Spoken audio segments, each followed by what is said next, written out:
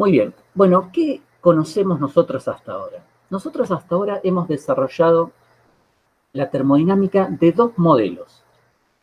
Uno de ellos es el modelo de gas ideal. Hemos visto cómo calcular todos los cambios en las propiedades termodinámicas del sistema para el caso de que un gas yo lo pueda representar en su comportamiento como un gas ideal, es decir, cuando ese gas está a bajas presiones o lo que es equivalente a volúmenes muy grandes. Entonces, bajo esas condiciones nosotros sabemos que el gas lo podemos representar bien como un gas ideal. Bien, si nuestro gas lo podemos representar como un gas ideal, nosotros sabemos cómo calcular hasta ahora los cambios en las propiedades termodinámicas de ese gas, asumiéndolo como gas ideal. Por otro lado, hemos analizado otro modelo. Esto lo hice en el audio que les subí en el fin de semana. Permítanme, voy a hacer un impasse y voy a admitir a un compañero.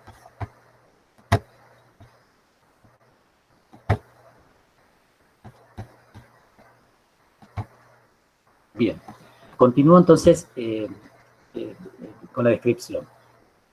Entonces, decía, uno de los modelos de comportamiento que hemos analizado hasta ahora es el modelo de gas ideal. El otro comportamiento que hemos analizado es lo que hemos llamado un comportamiento de fluido incompresible, que se aplica a las fases condensadas, es decir, o a la fase sólida o a la fase líquida. En ese caso, nosotros lo que asumimos es que despreciamos cualquier cambio de volumen en el sistema para, independientemente de en qué condición de presión y temperatura se encuentre esa sustancia sólida o líquida. Entonces, independientemente de los cambios de presión y temperatura, yo asumo que el volumen se mantiene siempre constante. Y ese es el modelo de fluido incompresible, que como una primera aproximación lo podemos asumir para representar el comportamiento termodinámico de fases sólidas y líquidas. Muy bien, esos son los dos modelos de comportamiento que nosotros hemos visto hasta ahora.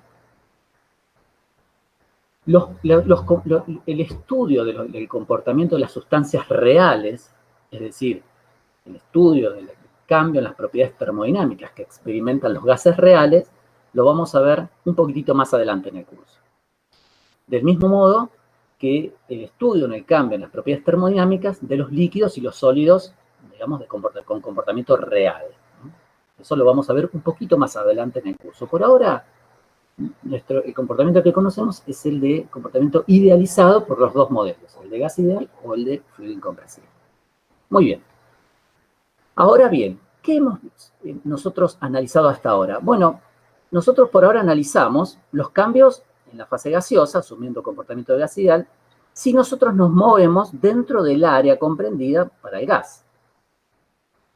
Por otro lado, aplicamos el modelo de fluido incompresible si nos movemos, por ejemplo, para la fase líquida, dentro del área donde yo tengo la fase líquida como fase estable. O la fase sólida como fase estable. Pero siempre nos hemos movido en la región comprendida por la misma fase. Es decir, hemos analizado los cambios en las propiedades termodinámicas para esa misma fase. La pregunta que nos vamos a hacer ahora, y lo que vamos a responder en esta primera parte de la clase, es qué sucede con los cambios en las propiedades termodinámicas si mi sistema se inicia, por ejemplo, aquí en este punto, como líquido, y yo experimento una transformación que finaliza, el estado final estaría, por ejemplo, en la forma de otra fase, por ejemplo, como gas, aquí. Y en particular, nosotros ya sabemos, por ejemplo, cómo evaluar los cambios en las propiedades termodinámicas cuando me muevo desde el estado inicial, por ejemplo, como líquido, hasta la frontera, hasta la línea de equilibrio líquido con la otra fase, con la fase de vapor. Eso sabemos cómo evaluarlo, por ejemplo, como un fluido incompresible. También sabemos cómo evaluar si yo estoy parado aquí en la frontera, pero del lado de gas, para ir hasta el estado final como gas. Lo que no sabemos hasta ahora es cómo evaluar qué pasa aquí en la frontera. ¿Qué pasa con las propiedades termodinámicas sobre una curva de equilibrio? Es decir, en la condición de equilibrio de fases. Cuando mi sistema pasa de una fase a otra fase. Eso es lo que vamos a ver ahora. Cómo evaluar los cambios en las propiedades termodinámicas en la transición de fase. Cuando la configuración de mi sistema cambia de una fase a la de la otra fase. Y eso lo hace, nosotros ya sabemos que lo hace, a temperatura y a presión constante. Es decir, a temperatura y presión constante mi sistema cambia desde la configuración de una fase, por ejemplo, la configuración de líquido, a la configuración de gas o a la configuración de vapor. ¿Entienden? Bien, vamos a ver entonces en esta primera parte de la clase qué ocurre con las propiedades termodinámicas en esa condición. Permítame, hago otro impasse porque voy a admitir a otro alumno. Muy bien, entonces, comienzo mi descripción recordando la regla de las fases de Gibbs. Fíjense que para un sistema, esto ya lo hemos analizado, para un sistema formado por un solo componente, si yo estoy sobre una línea de equilibrio entre dos fases, entonces, aplicando la regla de Gibbs, fíjense que en este gráfico yo no tengo restricciones, así que tendré un componente menos dos fases más dos y, bueno, cero restricciones. Eso me da que los grados de libertad en la línea de equilibrio, sobre la transición de fases, sobre cualquier línea de equilibrio, los grados de libertad son 1. Es decir, yo necesitaré especificar una sola propiedad intensiva independiente para poder, digamos, describir completamente el estado termodinámico de mi sistema. Por ejemplo, yo podría describir, por ejemplo, la temperatura de mi sistema en la condición de equilibrio de fase, o la presión. Ya la otra variable queda especificada, queda determinada. Bueno, muy bien. Entonces, vamos a comenzar por analizar, por describir las transiciones de fase. Las transiciones de fase, en un diagrama de fase de este tipo, ocurren con tres características. En primer lugar, una transición de fase ocurre con un delta H, es decir, con un cambio de entalpía que es distinto de cero. Por eso yo les indico aquí, el delta H de cambio de fase es distinto de cero. Además, ocurren con un delta B de cambio de fase distinto de cero. Esto ya ustedes lo comprenden. Recuerden la primera clase, la primera filmina, cuando yo les hice un diagrama de fases para una sustancia pura, en coordenadas presión-temperatura, y al lado un diagrama de fases para la misma sustancia describiendo el comportamiento de esa misma sustancia, pero en coordenadas presión-volumen. Recuerden ustedes que aparecían regiones, por ejemplo, para el equilibrio líquido-vapor, una campana, donde en un extremo de la campana, en una rama de la campana, tenía el volumen de líquido saturado y en la otra, conectada a través de una línea de enlace, el volumen de vapor saturado en equilibrio con ese líquido. Es decir, eso les indicaba a ustedes que en el volumen había una discontinuidad, había un salto, ¿sí? Es decir, a presión y temperatura constante, el volumen del líquido era mucho menor que el volumen del vapor. A eso me estoy refiriendo con un delta B de cambio de fase. Esa diferencia de volúmenes dada a través de la campana, a través de una línea de enlace, es este delta B que me estoy refiriendo. Y la tercera característica que se cumple para las transiciones de fase es que el Cp, la capacidad calorífica a presión constante en la condición de cambio de fase, se hace infinito, toma un valor de infinito. Muy bien, estas tres características son las que cumplen los sistemas cuando pasan a través de la frontera, es decir, en la línea de equilibrio entre dos fases. Y a este tipo de transiciones de fase se les denomina transiciones de primer orden. Justamente cuando es una transición de fase que cumple con estas tres características. De hecho, que las transiciones de fase las cumplen. Yo les he aclarado como un comentario aquí entre corchete que no solamente existen transiciones de primer orden, como las transiciones de fase, también existen transiciones de segundo orden o de orden superior, también otra categoría más, una tercera categoría. A ver, vamos por partes. Esto es un comentario nomás, ¿eh? Las transiciones de segundo orden se dan con estas tres características que están aquí. El delta H de la transición es igual a 0, el delta B de la transición también es igual a 0, y el Cp en la condición de la transición de cambio de fase no se hace infinito, sino que varía en una cantidad finita.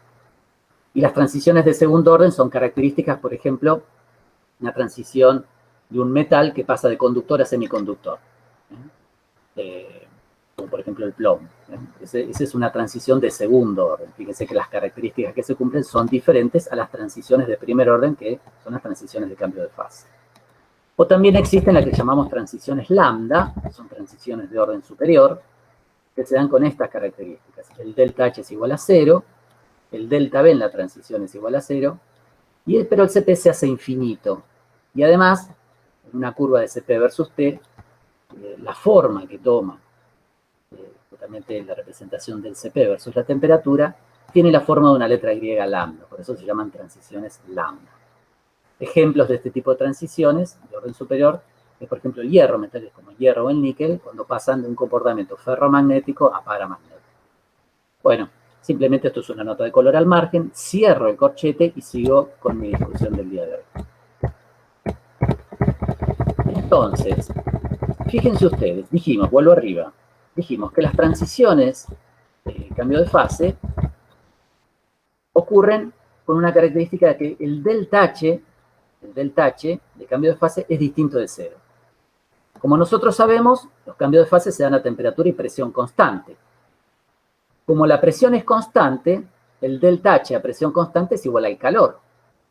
Es decir, este tipo de transiciones de fase, de cambios de fase, se dan con una transferencia de calor entre el sistema y los alrededores. A ese calor se lo conoce como calor latente. Calor latente, eso los aclaro por aquí. Fíjense ustedes que además, durante la transición, no solamente ocurre una transferencia de calor entre el sistema y los alrededores, sino que como el delta B, el cambio de volumen durante la transición, es distinto de cero, es decir, como existe un cambio de volumen neto durante la transición, por lo tanto también existe un trabajo PV. Recuerden, siempre que tengo cambio de volumen, tengo trabajo PV. De modo tal que durante una transición de cambio de fase, el sistema experimenta una transferencia de calor con los alrededores, o bien, y además una transferencia de trabajo con los alrededores.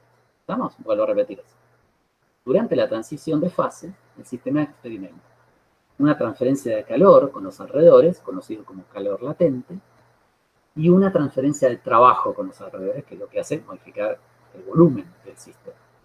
Entonces, a través de esa transferencia de energía, calor más trabajo, el sistema es capaz de, a temperatura y presión constante, cambiar su configuración. Entonces, por ejemplo, durante un proceso de vaporización, mi sistema, que inicialmente está como un líquido, con la configuración de un líquido, una configuración con un cierto orden a corto alcance, pasa a una configuración de vapor, un sistema totalmente desordenado, con un volumen mucho más grande.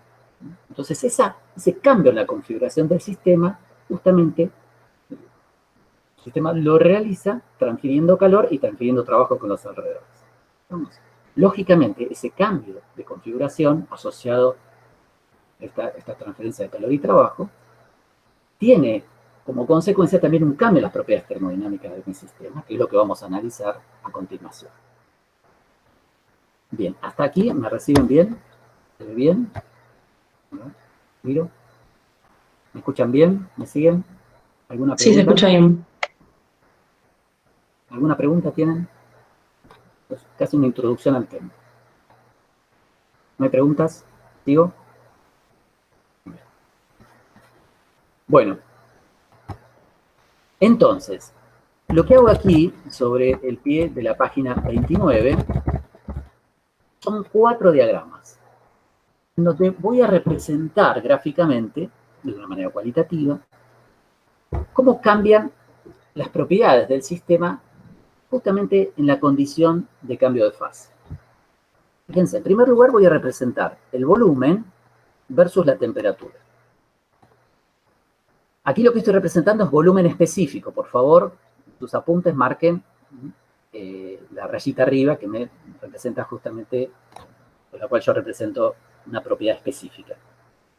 De manera, digamos, del volumen, que es una propiedad originalmente extensiva, la paso o la transformo en una propiedad intensiva. Bueno, estoy representando volumen específico versus temperatura. Bueno, fíjense, por aquí represento la curva correspondiente a cómo cambia el volumen con la temperatura para una fase gamma, Es una fase genérica, puede ser líquido o sólido, es una fase genérica, y que sería la fase estable por debajo de la temperatura de cambio de fase. Esta sería la temperatura sobre una curva de equilibrio, ¿sí? Es la temperatura de cambio de fase. Bien. Entonces, la fase estable por debajo de esa temperatura, este es un diagrama a presión constante. Me muevo, vamos a representar, vamos a ver en el diagrama anterior lo que estoy representando, aquí en el diagrama de fase, por ejemplo, si gamma y delta es líquido y vapor, entonces yo me estoy moviendo a presión constante cambiando la temperatura, me estoy moviendo en una línea horizontal, ¿sí? ¿Estamos? Esta sería la temperatura de cambio de fase para la presión que yo estoy considerando. Volvamos al diagrama. Entonces, les decía, gamma sería la fase estable por debajo de la temperatura de cambio de fase, y delta es la fase estable por encima de la temperatura de cambio de fase. ¿Eh? Muy bien. Primero, fíjense que en el espacio volumen-temperatura, la pendiente de las curvas, por ejemplo, la pendiente de la curva correspondiente a la fase gamma, lo que me está dando es la derivada del volumen con respecto a la temperatura a presión constante. Y eso es igual a alfa por el volumen. Esto sale de la definición de alfa. Recuerden que alfa, el coeficiente de expansión térmica, lo definíamos como 1 sobre el volumen por la derivada del volumen con respecto a la temperatura a presión constante. Hasta el que la derivada del volumen con respecto a la temperatura a presión constante es alfa por B. De manera tal que las pendientes de estas curvas están relacionadas al coeficiente de expansión térmica, alfa. Muy bien. Por otro lado, fíjense ustedes que aquí estoy representando en este escalón, que se da a la temperatura de cambio de fase, el delta B, el cambio de volumen debido a la transición de fase. Fíjense que cuando yo representaba el diagrama de fase en coordenada presión-volumen, este salto aquí era, en verdad, la línea de enlace a través, por ejemplo, de una región de equilibrio entre dos fases. Por ejemplo, la campana de equilibrio líquido-vapor sería la línea de enlace a lo largo de la campana. Bueno, aquí, como yo estoy representando volumen versus temperatura, aquí aparece como un salto escalón. Este sería el salto escalón. Muy bien. Lógicamente, a medida que yo me vaya acercando en la presión a la presión crítica, ¿sí? Este salto escalón se va a ir haciendo cada vez más chiquitito. Y en la condición del punto crítico a la presión crítica, esto sería simplemente, digamos, un punto, ¿no? Pasaría de una manera casi continua. Ya desaparecería cualquier diferencia entre las dos fases. Para el caso de vuelta, lo vuelvo a repetir, para el caso de que gamma sea la fase líquida y delta sea la fase vapor. Pero en este caso este diagrama es totalmente genérico. Gamma y delta son dos fases genéricas. Podría ser, por ejemplo, sólido y líquido, o, como les decía antes, líquido y vapor.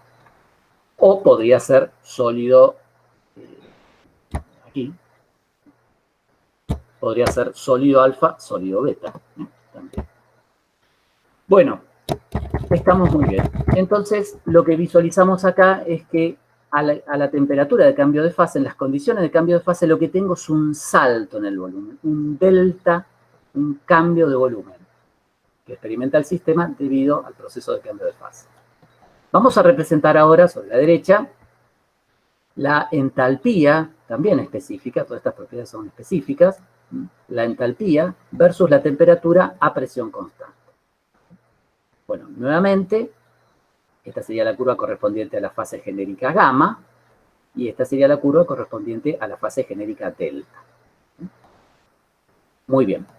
Visualicemos lo primero que tengo aquí, la pendiente de estas curvas. Fíjense, la pendiente me va a estar dando la derivada de h con respecto a t a p. Y eso, por definición, es el Cp. De manera tal que en un gráfico de h de entalpía versus temperatura a presión constante, la pendiente de las curvas lo que me da es el Cp de esa fase.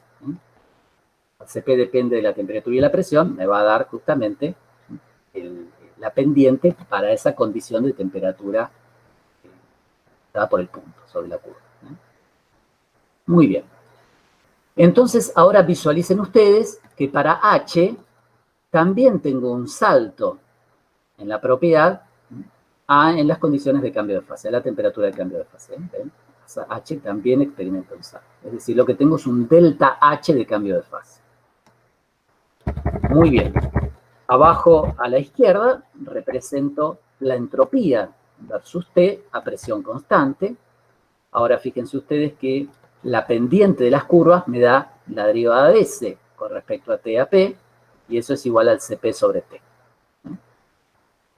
Muy bien, fíjense que nuevamente a la temperatura de cambio de fase tengo un salto en S, un cambio en entropía debido al proceso de cambio de fase. Esto es lógico de visualizar desde el punto de vista físico. Recuerden que la entropía está asociada al orden, o al desorden, mejor dicho, de mi sistema. Cuando yo paso, por ejemplo, de una fase líquida a una fase gaseosa, a una fase vapor, mi sistema aumenta su desorden, es decir, aumentaría su entropía. O al menos cambiaría su entropía. Ese cambio de entropía debido al cambio de configuración es este salto que está aquí. Muy bien, y finalmente, abajo a la derecha, lo que represento es la función energía libre de Gibbs por mol en función de la temperatura a presión constante. Fíjense que hay una característica interesante que se da para la función G, para la función energía libre de Gibbs, que ya pueden empezar ustedes a visualizar y digamos, a plasmar en su mente. La función G, a diferencia de las otras funciones termodinámicas, no experimenta un salto, sino que lo que tengo es que las curvas correspondientes a ambas fases se cruzan. Es decir, tengo un punto de cruce en las curvas. ¿Qué quiere decir esto? Que en la condición de cambio de fase, lo que se establece es que, como las curvas se cruzan, que la energía libre de Gibbs por mol de una de las fases es igual a la energía libre de Gibbs por mol de la otra fase. Y esta es una característica interesante que se da en la función G, que no se da en las otras funciones.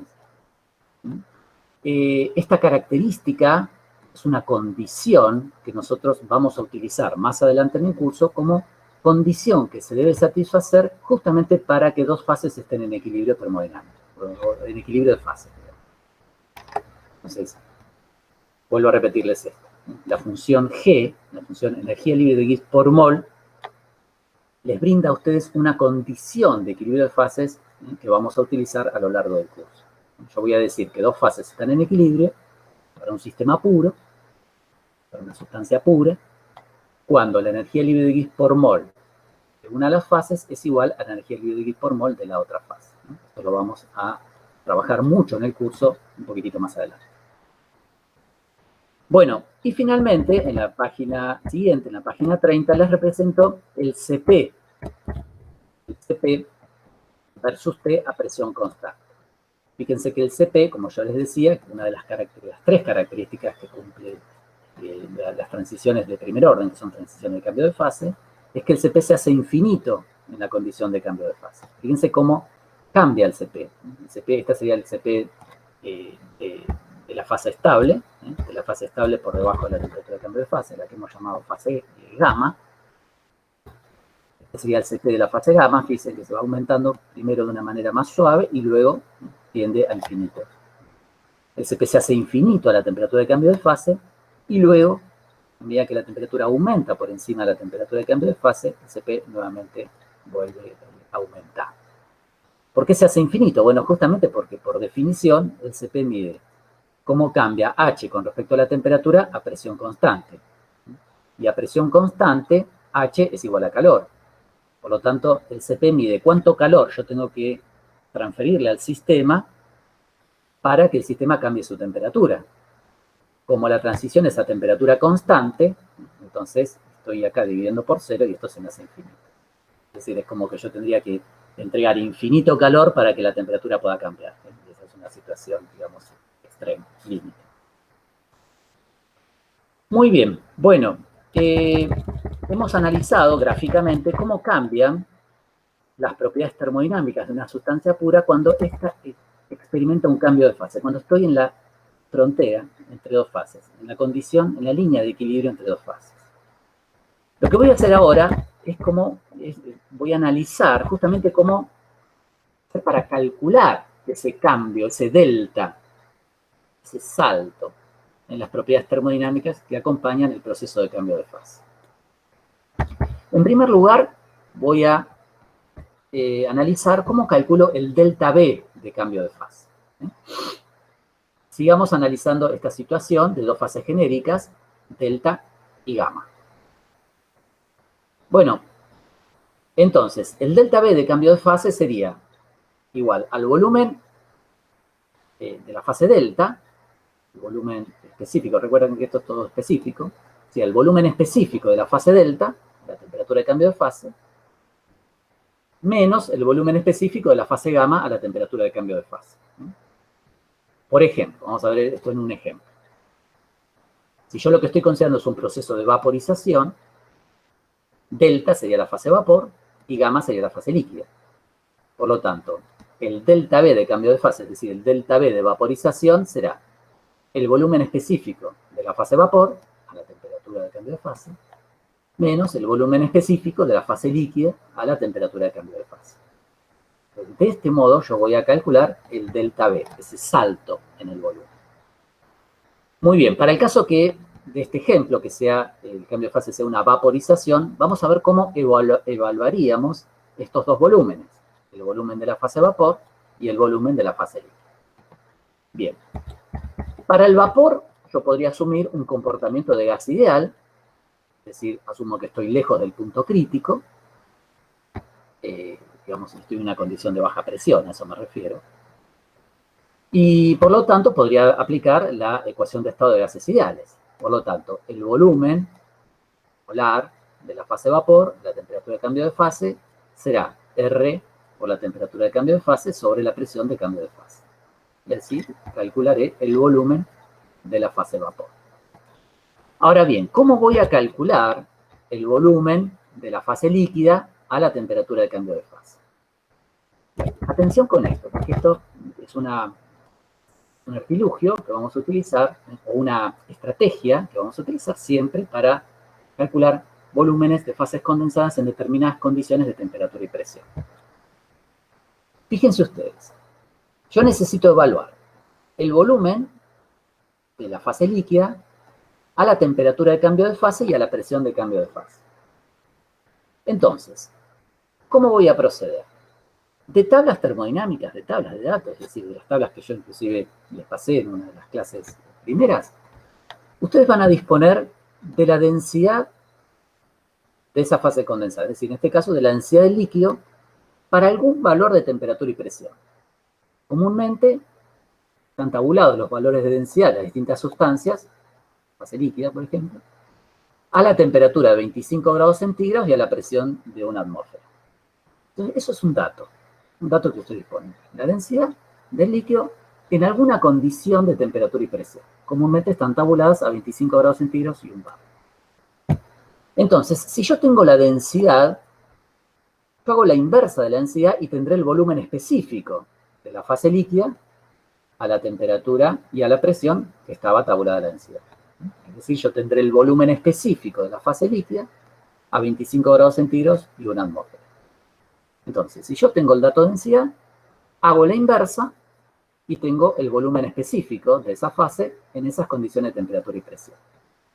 Y ahora lo que voy a hacer es voy a aplicar la ecuación de estado para fases condensadas en su forma integrada, que es esta que tienen aquí.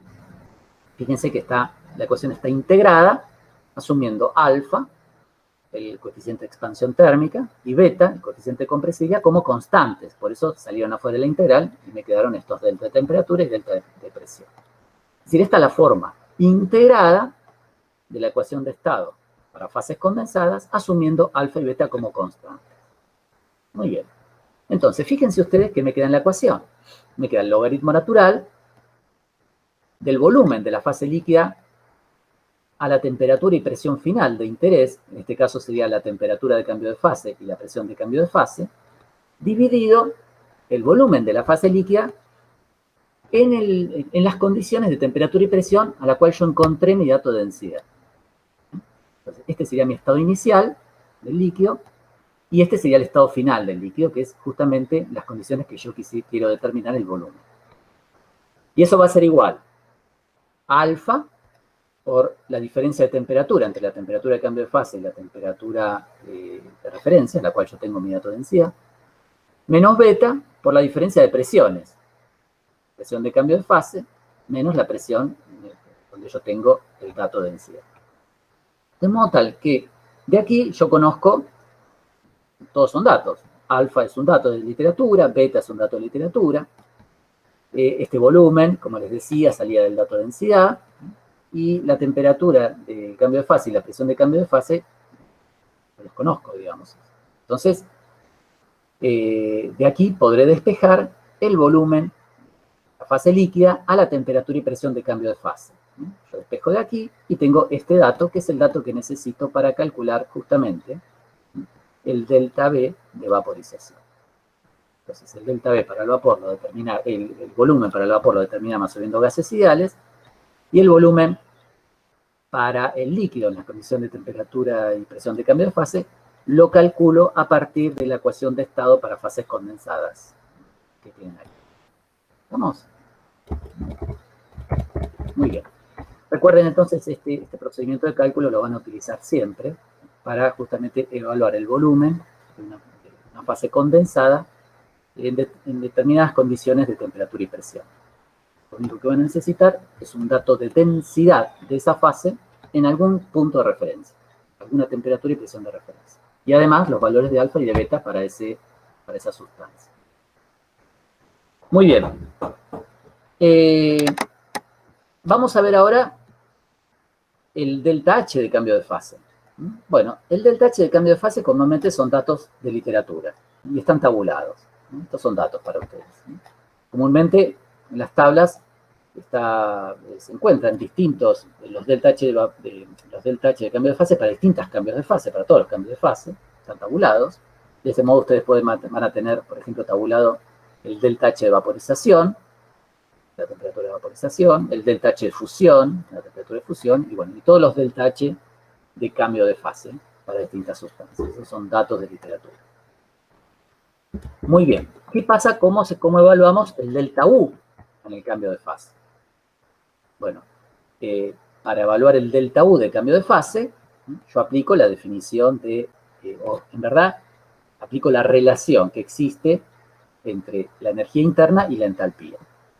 Recuerden que el delta U de cambio de fase se define como no se define, a ver, lo que se define como función auxiliar de energía es H, en términos de U. Pero aquí de esa definición estoy despejando U. Entonces, el delta U de cambio de fase me quedará como el delta H de cambio de fase menos el delta P por B. Esto sale de vuelta, les vuelvo a repetir, de la definición de H. Yo había definido H como U más P por B. Bueno, despejo de ahí U, como ya H es un dato de literatura conocido, entonces despejo U de ahí. Entonces el delta U me quedará como el delta H menos el delta P por B. Como el proceso es a presión constante, este delta P por B será P por delta B. Entonces, lo que me quedará será que el delta U de cambio de fase quedará igual al delta H de cambio de fase menos la presión de cambio de fase por el delta B de cambio de fase. Y así evaluaré el delta U de cambio de fase. Fíjense, el delta H es un dato de literatura, como les dije antes, la presión de cambio de fase es conocida, y el delta B de cambio de fase lo evaluaba como lo dije anteriormente. Por ejemplo, de este modo en forma general. Muy bien. ¿Cómo evaluamos las variables de proceso? Es decir, calor y trabajo. Bueno, nosotros sabemos que como el proceso es a presión constante, el delta H de cambio de fase es igual al calor. Y que directamente del dato de literatura del delta H, yo ahí tengo que ese dato también es igual al calor transferido entre el sistema y los alrededores. Y para evaluar el trabajo de cambio de fase, con la definición, y tendré que el trabajo, PV, será igual a menos la presión de cambio de fase. Fíjese que es un proceso a presión constante, así que yo integro sacando la presión afuera de la integral, ¿no? Porque es constante. Así que me queda que el trabajo es igual a menos la presión de cambio de fase por el delta B de cambio de fase. El delta B de cambio de fase ya lo tenía evaluado. Finalmente, ¿cómo evalúo el delta S de cambio de fase? Bueno, fíjense, como el proceso de cambio de fase es un proceso que sea a temperatura constante y a presión constante, el proceso de cambio de fase es un proceso, digamos que es, desde el punto de vista térmico, es un proceso térmicamente reversible, y desde el punto de vista mecánico es un proceso mecánicamente reversible, es un proceso reversible. Por lo tanto, si el cambio de fase ocurre con el sistema localizado sobre la curva de equilibrio de fases, entonces para calcular el delta S de cambio de fase yo podré aplicar la relación que vimos anteriormente de que el diferencial de S es igual al diferencial calor reversible sobre T, justamente porque el proceso es un proceso reversible, es decir, es térmicamente reversible y mecánicamente reversible, porque se da a temperatura constante y a presión constante. Recuerden ustedes este concepto, para que el proceso sea un proceso térmicamente reversible, entonces la temperatura, digamos, un proceso a temperatura constante es un proceso térmicamente reversible. Porque si la temperatura permanece constante, entonces la temperatura del sistema es igual a la temperatura de los alrededores en todo momento. Por eso es constante la temperatura. Pero para que el proceso sea térmicamente irreversible, necesita un delta T entre sistema y alrededor, que impulse una transferencia irreversible de calor. Y para el trabajo algo equivalente. Si la presión del sistema, si el proceso ocurre a presión constante, entonces eso quiere decir que en todo momento la presión del sistema es igual a la presión de los alrededores. El émbolo no se mueve. Perdón, el émbolo se puede mover, pero de una manera reversible porque la presión del sistema siempre está equilibrada con la presión de los alrededores. Entonces, un proceso a presión constante es necesariamente un proceso mecánicamente reversible. Las presiones están siempre equilibradas. Recuerden que para que el proceso sea mecánicamente irreversible, yo tengo que tener un delta P, un cambio finito en la presión entre el sistema y los alrededores que haga que ese émbolo se mueva de una manera irreversible. Bueno, repasé ese concepto, esos conceptos. Muy bien, entonces, les decía, vuelvo aquí, como el proceso es un proceso reversible, puedo aplicar la relación de diferencial de S es diferencial calor reversible sobre T, y integro, sacando la temperatura como es una constante afuera de la integral, y me quedará que el delta S es 1 sobre T por la integral de diferencial calor reversible, es decir, me queda que el delta S de cambio de fase será el calor reversible sobre T. Como el calor reversible es un proceso a presión constante, es igual al delta H de cambio de fase, llegaré a esta relación que me va a permitir evaluar el delta S de cambio de fase. Entonces el delta S de cambio de fase será igual al delta H de cambio de fase sobre la temperatura de cambio de fase. Muy bien, hemos visto cómo evaluar, justamente cómo vamos a evaluar estas ecuaciones, estas expresiones que yo les he recuadrado aquí, les van a permitir a ustedes evaluar los cambios en las propiedades termodinámicas durante el cambio de fase. Vamos a ver ahora un ejemplo, en realidad son dos procesos, el proceso A y el proceso B, como para ilustrar cómo van a evaluar ustedes el delta B, delta H, delta U y delta S, para ir desde un estado inicial 1 a un estado inicial 2 en estos dos procesos que les muestro aquí. Vamos a ver el primer proceso. Fíjense, el estado 1 está representado por este punto, que se encuentra en la fase sólida, como fase estable, y mi sistema está a la presión 1 y a la temperatura 1. Y voy a pasar, digamos, a través de una transformación isobárica, fíjense, a lo largo de toda esta trayectoria, a un estado final 2, representado por este punto, que el sistema existe en fase vapor, que está a una temperatura 2 y a una presión 1 igual a la presión inicial, porque el proceso es un proceso isobárico. Entonces lo que queremos justamente es evaluar el cambio en volumen, el cambio en entalpía, el cambio en energía interna, el cambio en S, para ir desde 1 hasta 2. Bueno, ¿cómo vamos a calcular el delta B? Bueno, como dijimos anteriormente, como el volumen final, es decir, el volumen específico del vapor, a la presión 1 y a la temperatura 2, aquí, menos el volumen inicial, es decir, el volumen específico en estado sólido, a la presión 1 y a la temperatura 1, es decir, aquí. Entonces, recuerden, para el estado 2, en el estado vapor, yo puedo aplicar ecuación de gases ideales, y para evaluar el volumen de la fase sólida a la presión 1 y a la temperatura 1, es decir, aquí, Pero lo que necesito es algún dato de densidad para la fase sólida en alguna condición de temperatura y presión, donde ustedes la encuentren ese dato. Entonces, con ese dato de densidad, luego aplican la ecuación de estado para fases condensadas y podrán evaluar esta ecuación que les di aquí, y podrán evaluar el volumen de la fase sólida a la temperatura 1 y a la presión 1. Conociendo, les vuelvo a repetir, la densidad y por lo tanto el volumen específico de la fase sólida en algún valor de temperatura y presión, que yo aquí represento como T6 y T0. Muy bien, bueno, de ese modo van a evaluar el delta B. Vamos a ver cómo evaluamos el delta H para ir desde 1 hasta 2. Bueno, para evaluar el delta H tendré que sumar los cambios en H que se van a ir dando a lo largo de toda la trayectoria desde 1 hasta 2. Entonces eso lo vamos a ir haciendo por etapas. Entonces tendremos una primera etapa que será el delta H para ir como sólido desde el estado inicial 1 hasta la temperatura de cambio de fase, hasta la frontera de cambio de fase. Eso lo podré evaluar asumiendo a la fase sólida como un fluido incompresible en estado sólido. Y por lo tanto, el delta H para ir desde 1 hasta 2 en ese proceso será, recuerden, para un fluido incompresible, el diferencial de H me quedaba como Cp diferencial de T más B por diferencial de P. Como el proceso es a presión constante, ese término en P se me hace 0 y solamente me queda el término en T. Por lo tanto, me quedará que el delta H para ir desde 1 hasta la frontera, hasta la temperatura de cambio de fase, será la integral desde T1 hasta la temperatura de cambio de fase del Cp de la fase sólida por diferencial de T. Muy bien. Ya estoy como sólido a la temperatura de cambio de fase. Ahora lo que voy a hacer es voy a sumar el delta H de cambio de fase, y ese será el delta H de fusión. Así que aquí sumo el delta H de fusión. Bien, ahora ya estoy a la temperatura de cambio de fase, pero como líquido.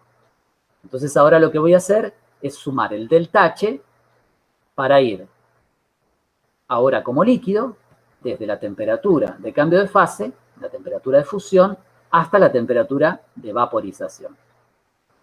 Y eso será, asumiendo a la fase líquida como un fluido incompresible, será la integral desde la temperatura de fusión hasta la temperatura de vaporización del Cp del líquido diferencial de T.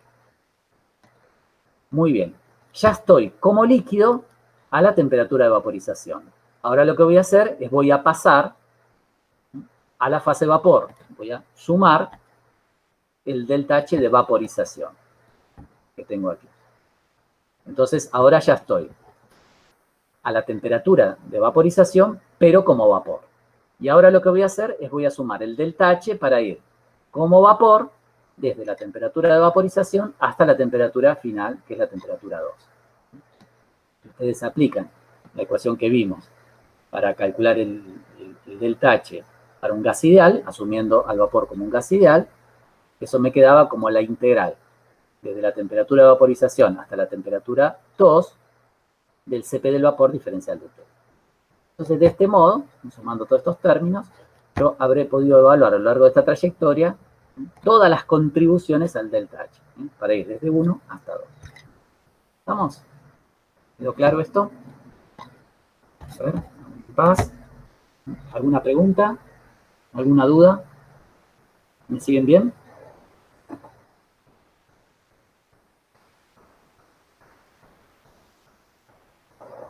¿Me escuchan bien, chicos? ¿Me escuchan bien? Sí, profe. ¿Sí? ¿Me escuchan? Perfecto. Sí, Walter, perfecto.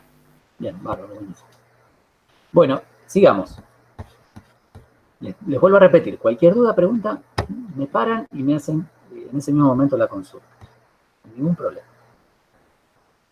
Bueno, ¿cómo evaluamos el delta S para ir desde el estado inicial al estado final? Bueno, igual, vamos a sumar todas las contribuciones al cambio en entropía que voy a tener a lo largo de mi trayectoria. Entonces, partamos del punto 1. Lo primero que voy a tener es un término de delta S para ir desde el estado 1 hasta la temperatura de cambio de fase como sólido. Si asumo modelo de fluido incompresible, recuerden ustedes el delta S estará dado para ese tramo por la integral desde la temperatura 1 hasta la temperatura de cambio de fase del Cp del sólido sobre T diferencial de T. Bien. Ahora lo que voy a hacer es voy a sumar el delta S de cambio de fase. Eso va a ser el delta H de fusión sobre la temperatura de fusión. Fíjense aquí, ven, aquí tienen la ecuación general, el delta S. Bueno, aplicada a un proceso de fusión, será el delta H de fusión sobre la temperatura de fusión. El delta H de fusión, recuerden, es un dato de literatura. Bien, ya estoy como líquido a la temperatura de cambio de fase. Ahora voy a sumar el delta H para ir como líquido desde la temperatura de fusión hasta la temperatura de vaporización. Eso será una integral desde la temperatura de fusión hasta la T de vaporización del Cp del líquido sobre T diferencial de T. Ahí nuevamente estoy aplicando modelo de fluido incompresible para la fase líquida. Ahora estoy en este punto, como líquido, voy a sumar el delta H de vaporización. Voy a sumar el delta S de vaporización. Aquí en este punto, sumo el delta S de vaporización. Y eso será el delta H de vaporización sobre la temperatura de vaporización. Ya estoy a la temperatura de vaporización como vapor. Y ahora voy a sumar el delta S para ir desde la temperatura de vaporización hasta la temperatura final. Y asumiendo gas ideal, fíjense que en el modelo de gases ideales, yo tenía que el delta S era la integral en Cp sobre T diferencial de T menos B por delta B, menos B por delta P. Como estoy en un proceso a presión constante, ese término en P desaparece, se hace cero, y por lo tanto solo me queda el término en T. Así que ese último delta S, para ir como vapor desde la temperatura de vaporización hasta T2, será una integral desde la temperatura de vaporización hasta T2, de Cp sobre T diferencial de T. Muy bien, de este modo entonces podrán evaluar el delta S. Para evaluar el delta U, para ir desde 1 hasta 2, ustedes ya evaluaron el delta H y evaluaron el delta B, para ir desde 1 hasta 2. Entonces aplicarán la relación que vimos anteriormente y el delta U lo calcularán como el delta H, calculado anteriormente, menos la presión 1 por el delta B. Bien, y finalmente vamos a ver este otro ejemplo. Imagínense que ahora la trayectoria es una trayectoria isotérmica, que comienza en este punto 1 como vapor y termina en este punto 2 como líquido, moviéndose en una línea vertical. La trayectoria ahora es vertical. Así. Queremos nuevamente evaluar los cambios en las propiedades termodinámicas del sistema para ir desde 1 hasta 2. Bueno, por definición, el delta B, el delta volumen, para ir de 1 hasta 2 será el volumen final, es decir, el volumen específico de la fase líquida a la presión 2 y a la temperatura 1, aquí, menos el volumen específico de la fase vapor a la temperatura 1 y a la presión 1, el estado inicial, es este que está aquí. Nuevamente, para el líquido van a necesitar un dato de densidad en algún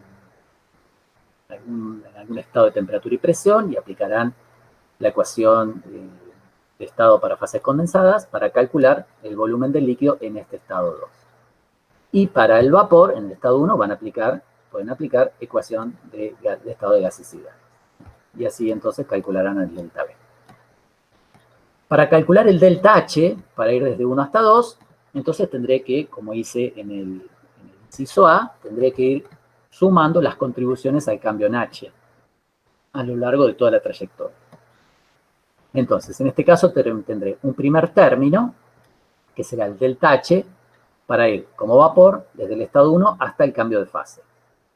Luego tendré que sumarle el delta H de cambio de fase, para ahora pasar al estado líquido, en esas condiciones de cambio de fase, y luego tendré que sumar el delta H para ir desde el cambio de fase hasta el estado final 2, de tercer término.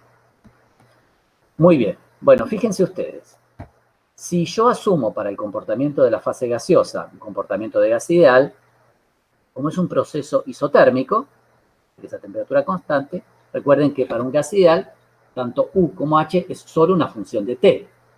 Por lo tanto, en un proceso isotérmico, el delta H de esta primera etapa será 0, porque estoy asumiendo gas ideal. Luego tendré el delta H de cambio de fase, en este caso será un proceso de condensación, así que tomaré el delta H de condensación en esa condición que cambio de fase, esa condición de temperatura y presión de cambio de fase. Y luego tendré el delta H para ir desde el cambio de fase como líquido hasta el estado final. Ahí si yo aplico un modelo de fluido incompresible, recuerden el delta H, me queda como la integral de la capacidad calorífica por diferencial de T, ese término se me hace cero porque estoy a T constante, más B por el delta P, que es este término que me aparece aquí. El único término es el término en P, porque el proceso justamente es isotérmico. Ahí he asumido fluido incompresible. Entonces, muy bien.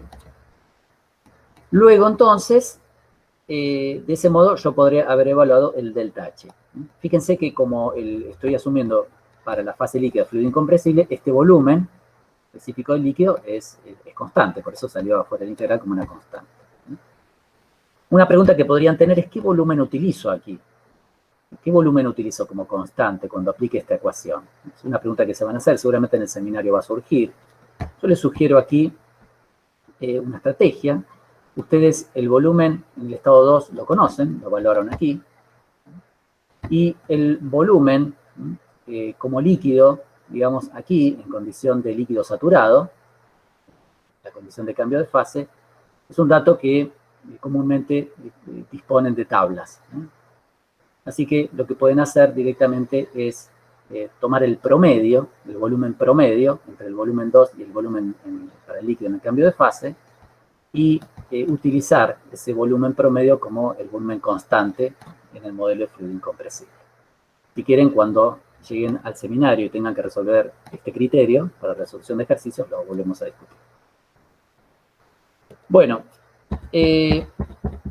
vamos a ver entonces cómo evaluar el delta U para ir desde 1 hasta 2. Nuevamente, para el vapor asumo asumo un modelo de gas ideal, al igual que H, U para un gas ideal es solo función de T, así que como la temperatura es constante, ese término se me hace cero.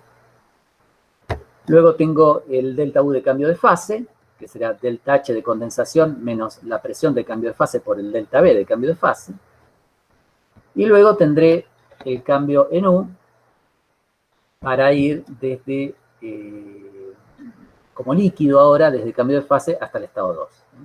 Nuevamente, si asumo un modelo de fluido incompresible, el delta U me queda simplemente como capacidad calorífica por diferencial de T, como el proceso es isotérmico, ese término se me hace cero. Muy bien, bueno. Y finalmente, ¿cómo voy a evaluar el delta S para ir desde 1 hasta 2? Asumiendo un modelo de gas ideal, el delta S para ir desde 1 hasta el cambio de fase me quedará como menos R por el logaritmo natural de la presión de cambio de fase sobre la presión inicial. Esta será la expresión que me queda asumiendo gases ideales. Fíjense que hay un término en T que se me hace cero porque el proceso es isotérmico. Luego tendré el delta S de condensación, que será el delta H de condensación sobre la temperatura de cambio de fase, de 1. Y finalmente tendré un delta S para ir desde el cambio de fase hasta el estado 2 como líquido, y si asumo fluido incompresible, ese delta S se me hace cero. Recuerden que en el modelo de fluido incompresible, el diferencial de S es Cp sobre T diferencial de T. Integrado eso me queda, en un proceso isotérmico me queda cero. Muy bien, bueno, con estos dos ejemplos les he ilustrado cómo evaluar los cambios en las propiedades termodinámicas para ir desde un estado que comienza como una determinada fase y finalizar en otro estado en otra fase de agregación. ¿Qué pasa especialmente? ¿Cómo evalúan los cambios en las propiedades justamente en la frontera de cambio de fase? Eso es lo que hemos introducido en esta parte de la clase. Bueno, voy a pasar al segundo tema que tengo pensado discutir en el día de hoy, pero antes quisiera darles la posibilidad de si tienen alguna pregunta, si tienen alguna duda, si me siguen bien, y entonces avanzamos con el segundo tema. Profe, yo tenía una consulta sobre en el delta U, ¿por qué por considerar fluido incomprensible Sí, es cero? aquí, aquí. No, ahí.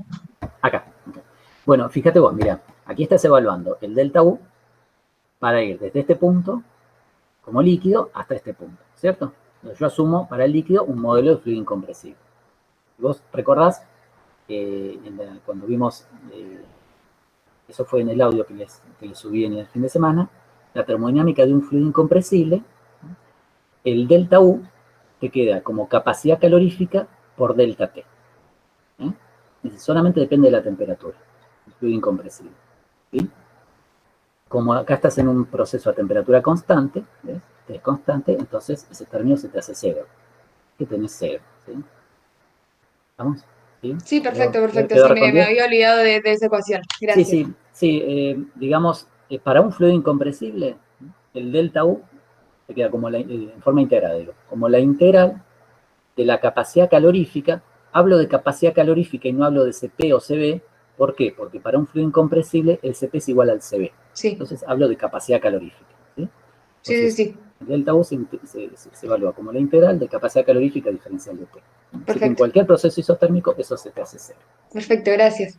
No, bueno, muy bien. ¿Estamos? ¿Alguna duda más? ¿Alguna pregunta? ¿Seguimos adelante? Bien. Bueno, vamos a seguir adelante con el segundo tema que vamos a abordar en el día de hoy, que es justamente balance de energía en sistemas abiertos. Nosotros hasta ahora, lo que hemos analizado, todas las termodinámicas que hemos analizado, gas ideal, fluido incompresible, son la termodinámica en un sistema cerrado. Fueron termodinámicas en sistemas cerrados, es decir, donde yo no tenía transferencia de masa entre el sistema y los alrededores. Es decir, mis paredes eran impermeables. Recuerden ustedes, ¿cómo empecé yo toda la discusión de la termodinámica de mi sistema? Bueno, lo primero que hice fue deducir la termodinámica de un sistema cerrado, donde yo les decía, la única condición que impongo aquí es que las paredes son impermeables. Adentro mi sustancia podría ser cualquier tipo de sustancia, puede ser sólido, líquido, gas, cualquier sustancia. La única condición que impongo es que mi sistema es cerrado. Así empecé. Luego, esa termodinámica de sistemas cerrados la apliqué cuando dije, bueno, ahora mi sistema adentro es un gas ideal. Y vi cómo se reducían las ecuaciones en ese caso. Y después dije, bueno, mi sistema es un fluido incompresible. Y apliqué esa termodinámica en sistema cerrado para ver cómo reducían las ecuaciones para el caso de un fluido incompresible. Lo que vamos a ver ahora es qué pasa en un sistema abierto. Por ejemplo, como el que les represento aquí, una cañería con un fluido que, para la redundancia, fluye a través de esa cañería. Un sistema abierto. ¿Estamos? Ya tengo un flujo, una transferencia, digamos, de masa a lo largo de esa cañería de mi sistema, de mi contenedor, digamos. Este tipo de ejemplos o de casos o de situaciones, desde un punto de vista ingenieril, es mucho más interesante y mucho más, digamos, de mayor utilidad que un sistema cerrado, ¿cierto? Ahora vamos a ver cómo vamos a aplicar estas ecuaciones de sistemas abiertos a lo largo del curso. Entonces, lo que vamos a hacer es vamos a proceder del mismo modo que hicimos cuando analizamos la termodinámica de un sistema cerrado. Ustedes recuerdan, lo primero que hicimos fue plantear la primera ley. La primera ley de la termodinámica del sistema cerrado. De ahí partió todo. Vamos a hacer lo mismo. Recuerden que la primera ley es la ley de conservación de la energía. Del mismo modo, vamos a aplicar la ley de conservación de la energía en un sistema abierto. Es decir, vamos a plantear un balance de energía en sistema abierto. Allí vamos a comenzar. ¿Eh? Bueno, para la deducción, lo que voy a hacer ahora es una deducción. Les pido que me sigan en la deducción. Otras cosas no se recuerdan de memoria, está en la literatura. Síganme simplemente. Pero lo que más me interesa es que después discutamos la interpretación física de la ecuación final de balance que vamos a llegar y cómo aplicarla correctamente. Muy bien, bueno, vamos a considerar entonces para nuestra deducción una cañería. Fíjense esta cañería. Esta es la parte de ingreso a la cañería, la entrada. La sección transversal de la cañería es A1. El fluido ingresa a la cañería a una temperatura 1 y a una presión 1. Ingresa con una velocidad P1. La densidad del fluido en la entrada es delta sub 1, y por lo tanto, como ustedes saben, si tengo la densidad, tengo el volumen específico, como la inversa de la densidad. Es decir, si tengo la densidad 1, el volumen específico será 1 sobre el volumen específico 1. Y el fluido ingresa con un determinado flujo másico, m sub 1. A todas las variables de flujo las voy a representar con un puntito arriba. Recuerden que una variable de flujo es el cociente de la variable sobre el tiempo. Es decir, es la magnitud de la variable en la unidad de tiempo. Variables de flujo son referidas al tiempo, medidas por el tiempo. Las voy a representar con un puntito arriba. Entonces, m sub 1 con puntito representa el flujo másico del fluido en la entrada. Muy bien. Fíjense entonces que a lo largo de la cañería me encuentro primero con este elemento, que es un intercambiador de calor, a través del cual el sistema intercambia calor con los alrededores. Y si continúo a través de la cañería, me encuentro con este segundo elemento, que es una turbina. Una turbina básicamente consiste en un eje rotor, con unos álabes, unas paletas, de tal que cuando el fluido pasa a través de esa turbina, realiza, es decir, la colisión del fluido con las paletas hace mover ese rotor y, bueno, de esta manera genera trabajo, un tipo de trabajo que llamo trabajo de eje. Cuando hablo de trabajo de eje, estoy hablando de trabajo justamente de ese tipo, que se genera en una turbina. Fíjense que el área de la cañería luego de la turbina cambia, en este caso se hace mayor que el área antes de la turbina, y entonces a la salida la sección transversal será A sub 2, el fluido egresa de la cañería a una presión 2, a una temperatura 2, con una densidad 2, por lo tanto un volumen específico de sub 2. El fluido sale con una velocidad V sub 2 y con un flujo másico M sub 2. Puntito. Muy bien. Vamos a establecer un nivel de referencia. Fíjense ustedes que la cañería tiene diferentes alturas a lo largo de su trayectoria. Y por lo tanto, para justamente representar esta diferencia de alturas, vamos a establecer un nivel de referencia, que lo ubico aquí, en esta línea horizontal, y por lo tanto Z1 será la altura a la cual el fluido ingresa a la cañería respecto de ese nivel de referencia.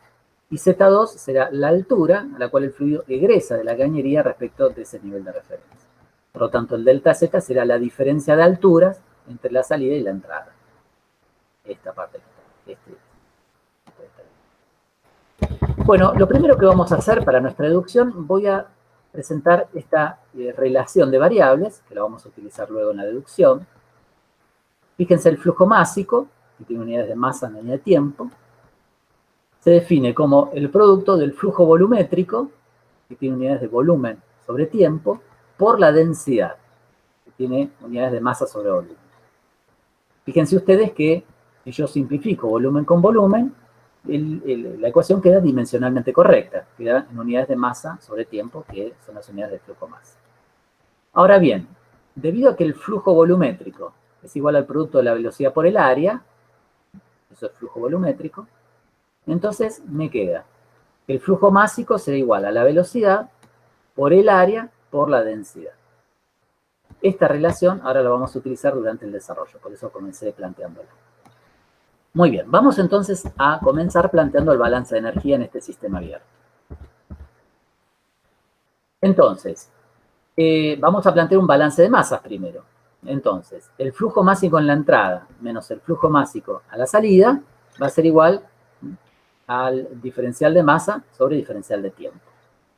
Y vamos a plantear un balance de energía.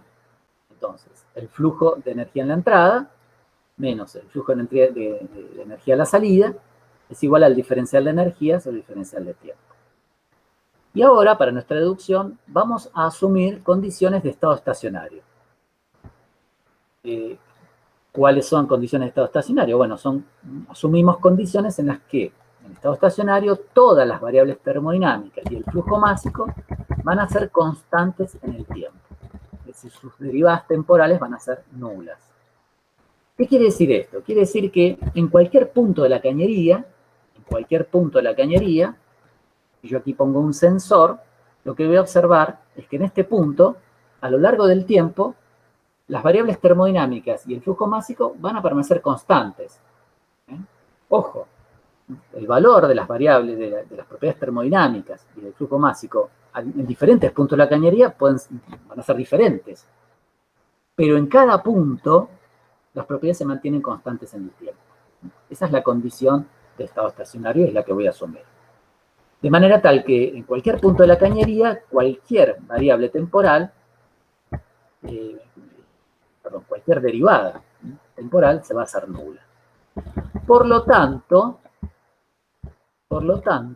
fíjense aquí, la derivada de la masa con respecto al tiempo se va a hacer 0, y aquí la derivada de la energía con respecto al tiempo se va a hacer 0. Entonces, voy a la página 33 y planteo esas condiciones de estado estacionario. Me quedará que el flujo másico en la entrada menos el flujo másico a la salida va a ser 0. Es decir, el flujo másico en la entrada tiene que ser igual al flujo másico a la salida. Y por lo tanto, lo voy a llamar directamente flujo másico. Con esto estoy diciendo, fíjense, no tengo acumulación de masa adentro de la cañería. Toda la masa que entra en la unidad de tiempo tiene que salir en la unidad de tiempo. Y no tendría acumulación de masa adentro de la cañería. Bueno, planteando el balance de energía en estado estacionario, me quedará que el flujo de energía en la entrada menos el flujo de energía en la salida tiene que ser igual a 0. Ahora bien, voy a considerar las distintas contribuciones a la energía, el flujo de energía, en la entrada y en la salida. Y esto me quedará. Vamos a empezar por el flujo de energía en la entrada. Entonces me quedará la energía cinética a la entrada, específica, más la energía potencial específica en la entrada, más la energía interna específica en la entrada, esta será todas las tres contribuciones a la energía, como hemos visto anteriormente, por el flujo másico, esto me lleva a variables de flujo, más el flujo de calor, más el flujo de trabajo. Todo esto lo planteo en mi balance como el flujo de energía que entra, menos el flujo de energía que sale, que será también la energía específica, la energía cinética específica a la salida, más la energía potencial específica a la salida, más la energía interna específica a la salida por el flujo másico. Todo eso entonces tiene que ser igual a 0. Ahora lo que voy a hacer es reordenar esta ecuación, la reordeno, como les presento aquí, y la vuelvo a reordenar, como tengo aquí. Y llegaré a esta ecuación que muestro aquí como 1, que dice que el delta de energía cinética específica, cambio de energía cinética específica, entre la entrada y la salida, entre la salida y la entrada, más el cambio de energía potencial específica, entre la salida y la entrada, más el cambio en energía interna específica, todo esto por el flujo másico, tiene que ser igual al flujo de calor más el flujo de trabajo. Muy bien. Vamos a ver ahora entonces cómo se evalúan formalmente todos estos términos de esta ecuación. En definitiva, esta es la ecuación de balance en sistema abierto. Pero vamos a ver cómo evaluamos cada término y a qué se reduce finalmente esta ecuación de balance en sistema abierto. Bien, vamos a empezar por el término de cambio en energía cinética específica. Bueno, el cambio en energía cinética va a ser igual a 1 medio por la velocidad a salida al cuadrado, menos la energía cinética en la entrada, que será 1 medio por la velocidad en la entrada al cuadrado. Por lo tanto, el cambio de energía cinética entre la salida y la entrada será 1 medio por el cambio de velocidad al cuadrado. Bien, veamos cómo evaluamos ahora el cambio de energía potencial. Bueno, el cambio de energía potencial será Z2, es decir, la altura respecto del nivel de referencia a la salida, por G, por la gravedad, menos Z1, es decir, la altura en la entrada respecto al nivel de referencia por G. Y por lo tanto, sacando factor común G, esto será G por la diferencia de altura, el delta Z entre la salida y la entrada. Así evalúan este término que está aquí. Ya nos quedó evaluado este término, cambio de energía cinética, y este término, cambio de energía potencial. Muy bien. Ahora bien, vamos a ver el flujo de trabajo. Este término que aparece aquí. Bueno, el flujo de trabajo tiene dos contribuciones. Uno será el flujo de trabajo de flujo, Este será el trabajo asociado justamente o el trabajo que es necesario realizar para que el fluido fluya a través de la cañería. Si no hay un trabajo que impulse a este fluido a entrar y a desplazarse a través de la cañería, justamente el fluido no se desplazaría, no se movería dentro de la cañería. Entonces, para eso hay que hacer un trabajo. Y a ese trabajo yo lo reemplazo aquí, o lo expreso aquí como flujo de trabajo de flujo. Más el flujo de trabajo de eje, que es justamente el trabajo intercambiado en la turbina, ¿cierto? Un trabajo de tipo de eje, ¿no? De rotor de eje. Bueno, esas dos contribuciones estarían o definirían lo que sería el trabajo total o el trabajo total, el flujo total de trabajo. Vamos a empezar por evaluar este primer término, el flujo de trabajo de flujo. Entonces, para eso hago esta representación. Aquí estoy representando la entrada de un elemento diferencial de volumen del fluido a la cañería. Fíjense que este elemento diferencial de volumen, que he representado aquí, ingresa impulsado por una presión 1, la presión en la entrada. El área, lógicamente, es A sub 1, que es el área de la sección, la cañería en la entrada. Y del diferencial de X sería el desplazamiento de ese elemento, digamos, de volumen. ¿Sí? Muy bien. Bueno, analicemos justamente el trabajo para impulsar este elemento de volumen a través de la cañería. Entonces, el diferencial trabajo en la entrada va a ser igual. Aquí tenemos que aplicar la definición que habíamos visto anteriormente de trabajo PV. Será la presión externa, es decir, la presión 1 por el diferencial de volumen. Como sabemos, diferencial de volumen será el área 1 por el diferencial de X, que es el diferencial de desplazamiento. Fíjense ustedes que como ese trabajo es un trabajo realizado sobre el sistema, entonces por eso lo voy a dejar positivo. Manejo yo aquí el signo. Muy bien. Bueno, si yo divido ahora ambos términos de esta igualdad por el diferencial de tiempo e integro, tendré que el flujo de trabajo en la entrada va a ser igual a la presión 1 por el área 1, y aquí, fíjense, diferencial de X o diferencial de tiempo es velocidad, o diferencial de velocidad. Integrado me quedará la velocidad 1. Ahora bien, si nosotros vamos a la relación que vimos antes de comenzar, fíjense que área por velocidad es igual a flujo másico, y esta densidad la paso para allá, dividiendo. Flujo másico sobre densidad. Y 1 sobre densidad es volumen específico. Así que en definitiva llegaré a que la velocidad por el área va a ser igual al flujo másico por el volumen específico. Vuelvo. Y entonces, al área en la entrada por la velocidad en la entrada, la voy a reemplazar por el flujo másico por el volumen específico en la entrada. Y voy a llegar a esta relación, ¿no? El flujo de trabajo en la entrada es igual al flujo másico por la presión en la entrada por el volumen específico en la entrada. Muy bien, lo mismo va a ocurrir, la misma deducción puedo realizar a la salida. La única diferencia es que a la salida ahora el trabajo lo realiza el sistema sobre los alrededores. Para que ese elemento salga, está realizando un trabajo para salir, sobre los alrededores. Entonces la expresión que voy a llegar para el flujo de trabajo a la salida va a ser la misma que obtuve en la entrada, pero cambiada de signo. Así que el flujo de trabajo a la salida será menos la presión a la salida por el volumen específico a la salida por el flujo másico. Perfecto. De modo tal que el flujo de trabajo de flujo será la suma del flujo de trabajo en la entrada más el flujo de trabajo a la salida.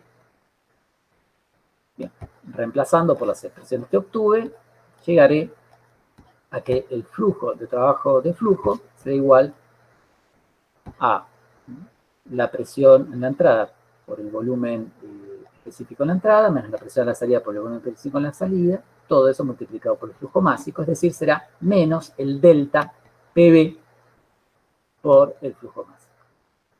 Aquí ustedes claramente se pueden dar cuenta que este flujo de trabajo de flujo es un trabajo de tipo PV.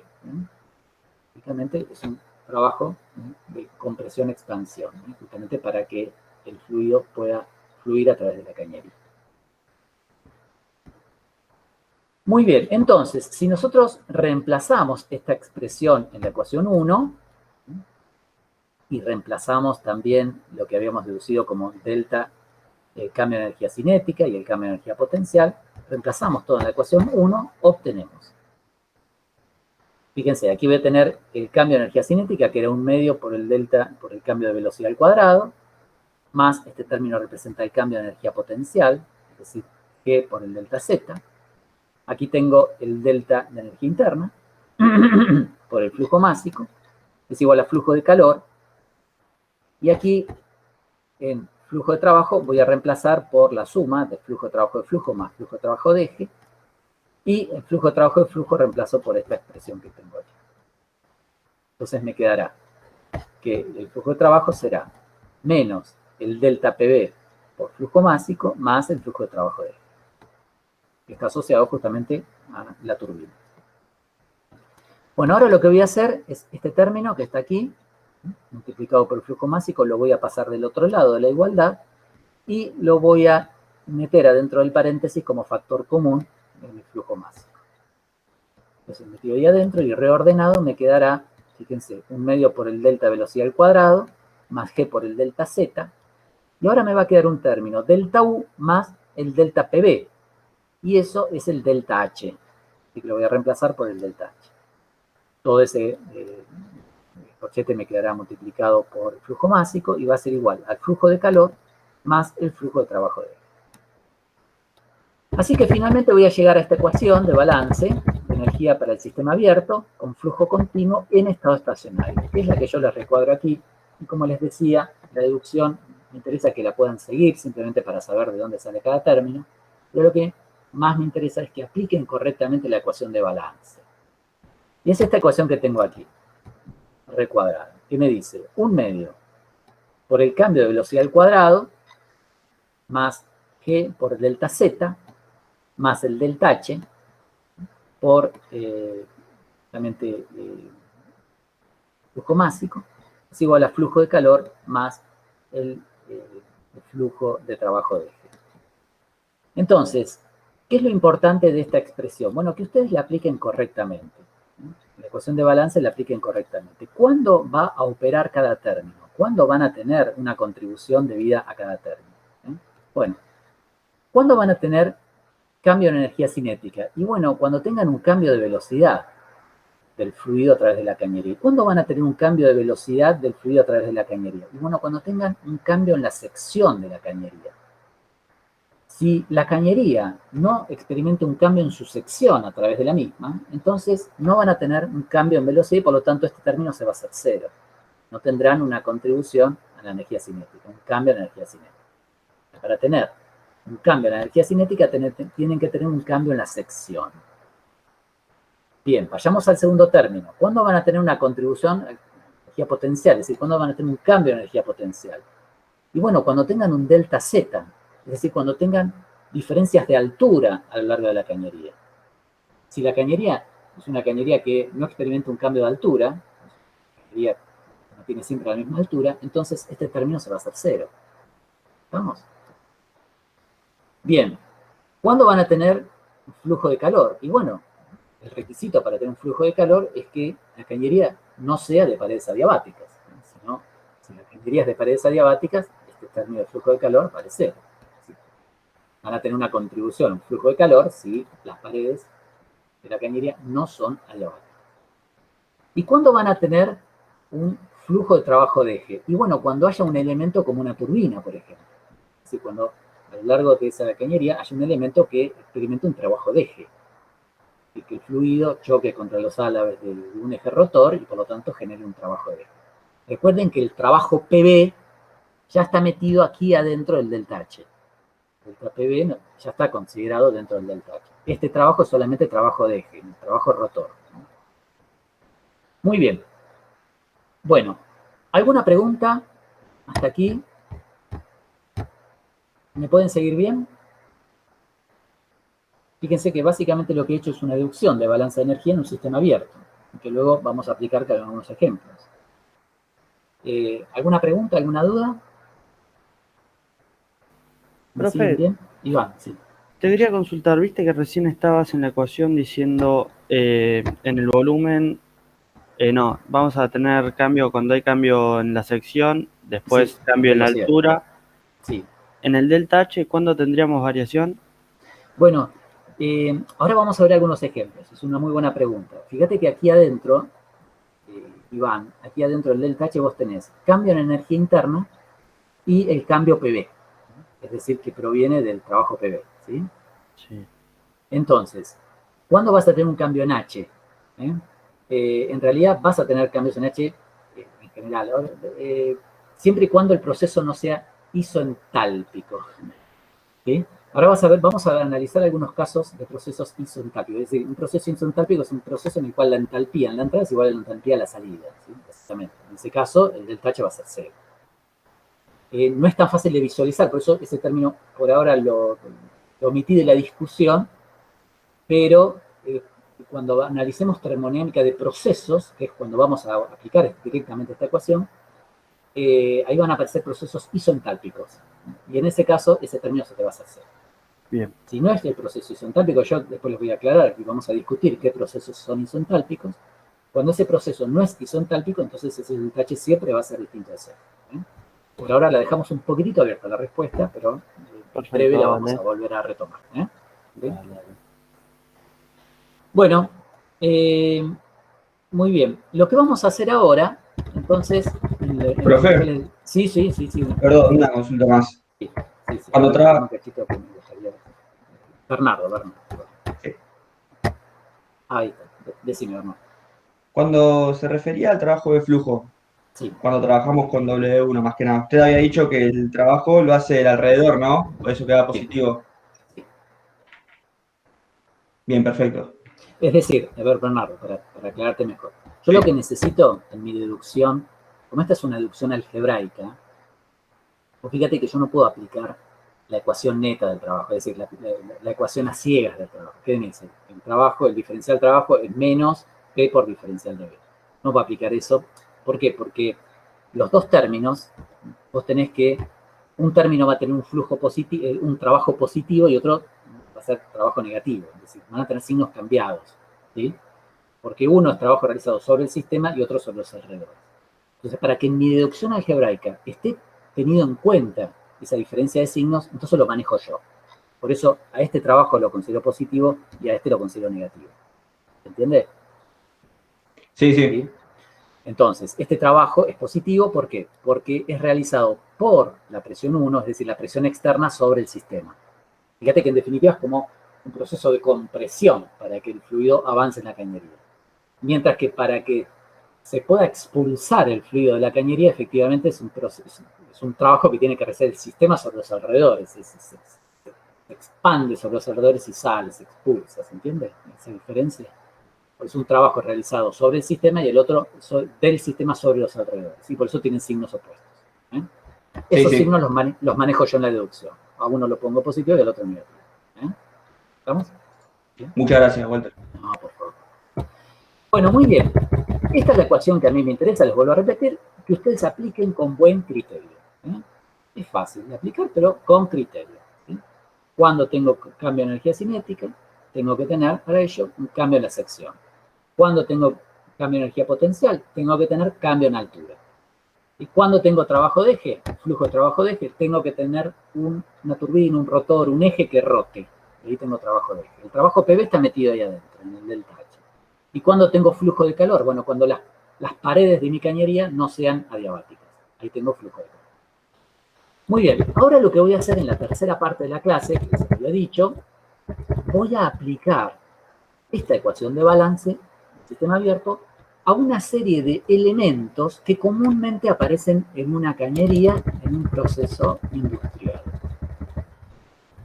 Luego, a los resultados que obtenga ahora para estos elementos, los voy a utilizar cuando analicemos lo que voy a llamar termodinámica de procesos. Eso va a ser en la unidad siguiente, la unidad 4, que es termodinámica de procesos. Así vamos a analizar la termodinámica, por ejemplo, en una planta de vapor, en una planta industrial. En esos procesos de plantas industriales, como una planta de energía de vapor, aparecen estos elementos que vamos a analizar ahora. Entonces lo que vamos a hacer es lo siguiente. Ahora vamos a aplicar la ecuación de balance del sistema abierto a estos elementos y los resultados que obtengamos ahora los vamos a retomar y los vamos a utilizar cuando analicemos termodinámica de procesos. ¿Sí? Muy bien, vamos a empezar entonces en la página 35 con lo que llamamos las toberas. Las toberas o difusores. Bueno, ¿qué son las toberas? Aquí les hago un dibujito. Una tobera es un elemento que justamente está diseñado con un cambio en el área de la sección transversal. Y justamente se diseñan de esa manera para que yo tenga un cambio en la velocidad del fluido a lo largo de la cañería. Es decir, tienen un cambio en la energía cinética del fluido. Entonces, el objetivo de estas toberas justamente es transformar energía interna en energía cinética o viceversa, energía cinética en energía interna. ¿Estamos? Muy bien. Comúnmente hay una distinción, se hace una distinción, se llama tobera, en el caso cuando la velocidad del fluido aumenta a la salida respecto a la entrada, es este caso, es decir, la velocidad 2 del fluido a la salida, fíjense que como la sección disminuye, entonces la velocidad de la salida tiene que ser mayor que la velocidad en la entrada. Entonces aquí, digamos, a este elemento lo voy a llamar tobera. Y comúnmente se hace una distinción de difusor para el elemento vertido, digamos, ¿no? Es decir, cuando el área de la sección en la entrada es menor que el área de la salida y por lo tanto la velocidad en la entrada es menor que la velocidad a la salida. Entonces eso se llama difusor.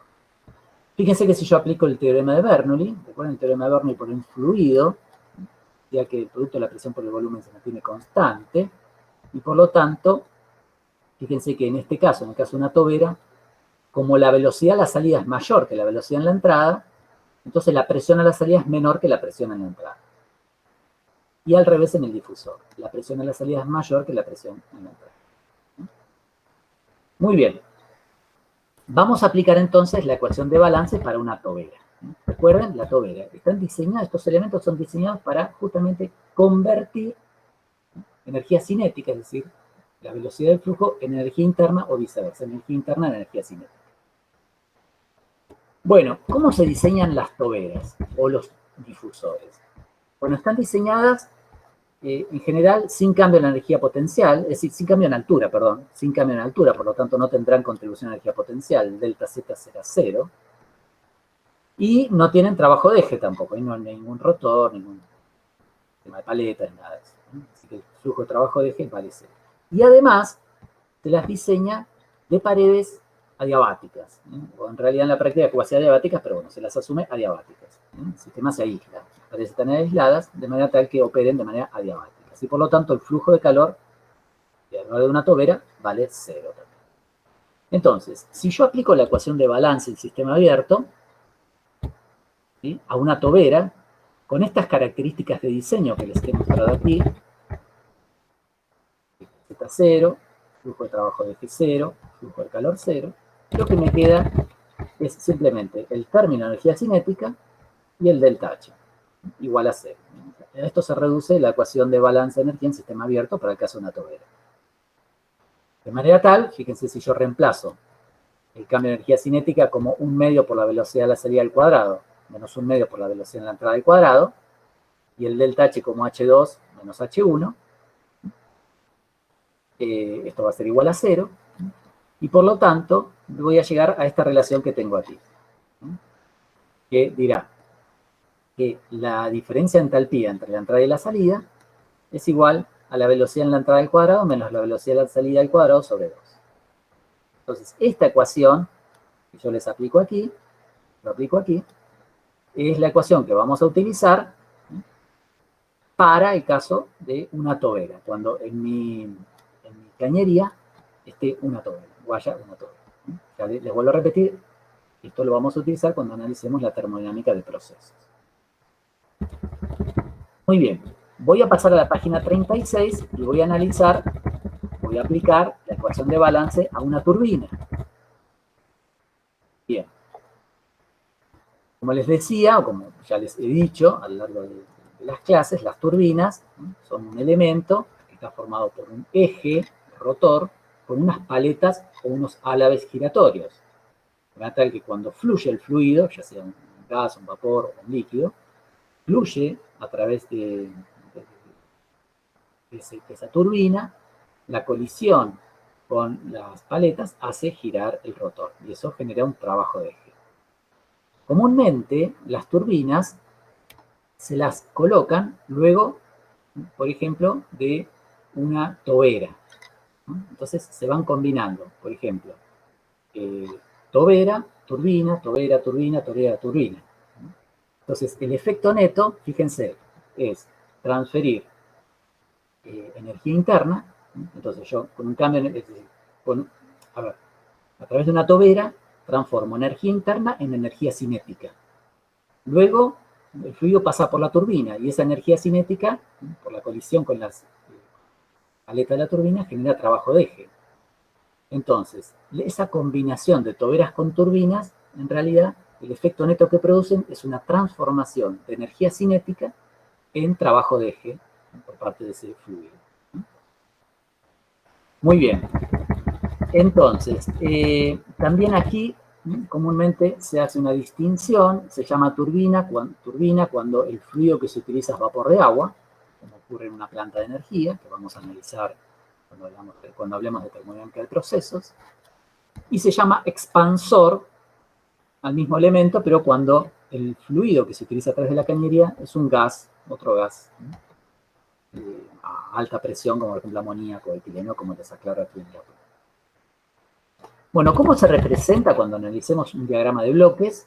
¿Cómo se representa una turbina? Bueno, de esta manera, fíjense, el fluido ingresa aquí por el estado 1 con esa flecha 1 y sale por aquí, la flecha 2. Fíjense que el dibujito representa como un proceso de expansión, es decir, como que el sistema está realizando trabajo. En ese caso es prácticamente un trabajo de eje que realiza el sistema sobre los alrededores. Recuerden, el efecto neto es realizar trabajo de eje, y es un trabajo que va a ser aplicado sobre los alrededores. Esta es la forma entonces en la cual en un diagrama de flujo vamos a representar una turbina. ¿Me siguen bien hasta aquí? Tengo miedo, entramos en un tiempo de la clase en la cual he tenido en las últimas clases el problema que se me corta la conexión. Por eso ahora voy a ir más frecuentemente preguntándoles a ver si me siguen bien. Bárbaro. Bueno, entonces, sigamos analizando entonces las turbinas. Vamos a aplicar ahora la ecuación de balance de energía en sistema abierto a este elemento, a las turbinas. Primero vamos a ver cómo están diseñadas las turbinas comúnmente. Entonces, comúnmente las turbinas se diseñan, como les digo aquí en la página 37. Entonces, no tengo cambios de altura a lo largo de la turbina, es decir, el delta Z es igual a 0, por lo tanto no tengo contribución de energía potencial. También las turbinas son diseñadas de paredes adiabáticas o cuasi adiabáticas, de manera tal que el flujo de calor es igual a 0. Y las turbinas están diseñadas sin cambio en la sección, por lo tanto, el delta B es igual a 0, es decir, no tengo cambio de energía cinética. De manera tal que cuando yo considero estas características de diseño dentro de la ecuación de balance de energía en sistema abierto, la ecuación se me reduce a esta expresión tan sencilla como está aquí, que dice que el delta H, por el flujo másico, es igual al flujo de trabajo de eje. ¿Estamos? Es decir, todo el cambio en entalpía que experimenta el sistema, de algún modo se va a traducir en trabajo de eje realizado por el sistema. Muy bien, vamos a analizar ahora los elementos llamados compresores. Quien ha ido, por ejemplo, a inflar la rueda de una bicicleta, a una bicicletería, utiliza justamente un compresor, es decir, un elemento que es capaz de comprimir un gas a alta presión. Muy bien. ¿Cómo se diseñan los compresores? Hay dos variantes de diseño. Unas de ellas son con igual que una turbina, es decir, con un eje rotor, con unas paletas, unas aspas giratorias, que funcionan como una turbina, pero al revés, en reversa, ¿no? Al revés que una turbina. ¿No? En vez de un proceso de expansión, justamente un proceso de compresión. ¿No? Ese tipo de diseño de aspas giratorias se utiliza cuando yo quiero comprimir gases a presiones no muy altas. ¿No? Cuando quiero lograr gases comprimidos a presiones muy altas, se utiliza otro diseño que son de, lo que yo le aclaro aquí, de pistones reciprocantes, que es otro diseño de compresor. Pero el análisis termodinámico del compresor es indistinto, sea una variante u otra variante del compresor. Entonces, esta es la forma en la cual vamos a representar en un diagrama de flujo un compresor. Fíjense que el elemento trabaja como como una turbina, pero al revés. Fíjense la turbina, como un proceso de expansión desde la entrada hacia la salida, y eso generaba un trabajo sobre los alrededores, un trabajo de eje. Ahora en el compresor, yo tengo que realizar un trabajo de eje para que el gas o el fluido se me comprima desde el estado 1 hasta el estado 2, que es el estado de salida. Así funciona un compresor. Como les decía, las ecuaciones de balance de energía que vamos a aplicar son independientes del tipo de compresor o de tipo de equipo que se utilice, ya sea de pistones reciprocantes o de aspas giratorias. ¿Cómo está diseñado un compresor? Bueno, sin cambio de altura a lo largo de la sección, es decir, sin cambio de energía potencial, delta Z es igual a 0, sin cambio en la sección transversal, por lo tanto no tengo cambio de velocidad en el fluido, delta V es igual a 0, y también con paredes adiabáticas, por lo tanto el flujo de calor vale 0. Así que la ecuación de balance que obtengo para un compresor es básicamente la misma que obtenía para una turbina. ¿Ven? Delta H por el flujo máximo es igual al flujo de trabajo de eje, igual que para una turbina. Lógicamente aquí el trabajo tendrá, el delta H tendrán signos cambiados, ¿no es cierto? Porque en un caso es un proceso de trabajo realizado sobre los alrededores y en otro sobre el sistema. Muy bien, y finalmente vamos a ver las bombas. Las bombas. Bombas son elementos que se colocan justamente a lo largo de una cañería para producir el movimiento del líquido a través de la cañería. Las bombas se utilizan para mover líquidos, exclusivamente líquidos, ¿vamos? No gases, líquidos. Entonces, esta es la representación que vamos a utilizar para una bomba. Fíjense, entonces yo tengo que realizar un determinado trabajo de eje para poder impulsar el movimiento del líquido desde el estado 1 hasta el estado 2 a través de la cañería. Muy bien. Las ecuaciones que se utilizan son equivalentes, las consideraciones en el diseño que se utilizan para las bombas son equivalentes a las de los compresores adiabáticos. La única diferencia es que los compresores funcionan con gases y las bombas funcionan con líquidos. En los dos casos, yo realizo un determinado trabajo de eje para, en el caso de las bombas, impulsar el movimiento del líquido a través de la cañería, y en el caso del gas, en el caso del compresor, para comprimir el líquido.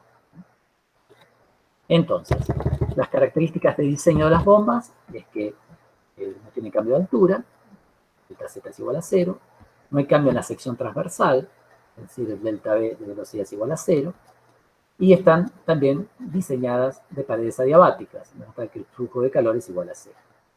La ecuación que llego para una bomba es la misma que había llegado, lógicamente, para un compresor. Sí, delta H por el flujo máximo es igual al flujo de trabajo de eje. La diferencia es que, en el caso de la bomba, como yo estoy trabajando con un líquido, este delta H yo lo puedo evaluar asumiendo al líquido como un fluido incompresible. Entonces, si yo asumo al líquido en una bomba como un fluido incompresible, este delta H lo puedo evaluar fácilmente utilizando la termodinámica del fluido incompresible. ¿Qué me decía? Me decía, aplicando la ecuación para el diferencial de H en un fluido incompresible, me decía que el diferencial de H es capacidad calorífica por diferencial de T más B por diferencial de P. como el proceso, es decir, como las bombas comúnmente trabajan en condiciones isotérmicas, este término se me hace 0, y solamente me queda el término en P.